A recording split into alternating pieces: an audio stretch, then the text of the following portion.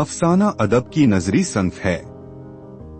लुगत के एतिबार से अफसाना झूठी कहानी को कहते हैं, लेकिन अदबी इस्तिलाह में ये लोक कहानी की ही एक किस्म है। नावेल जिंदगी का कुल और अफसाना जिंदगी का एक जुज पेश करता है, जबकि नावेल और अफसाने में तवालत का फर्क भी है और वहदते तासुर का भी।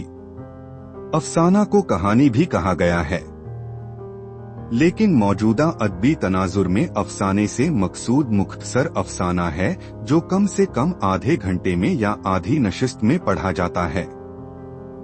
अफसाना दरअसल एक ऐसा किस्सा है जिसमें किसी एक वाक़े या जिंदगी के किसी अहम पहलू को इख्तिसारन और दिलचस्पी से तहरीर किया जाता है। इसकी तरतीब में अज़ाए तरकीबी का बहुत ज्यादा अमल दखल रहता है और इनमें से वहदते तासुर को ज्यादा अहमियत हासिल है। प्रेमचंदर के अलावा सज्जाद हैदर और सुल्तान हैदर जोश ने भी उर्दू में मुख्तसर अफसाना के नमूने पेश किए। शुरू में प्रेमचंद ने बंगाली अदब से मुतासिर होकर लिखना शुरू किया था। उनके अफसानों का पहला मजमुआ सोजेवतन 1908 में शाया हुआ।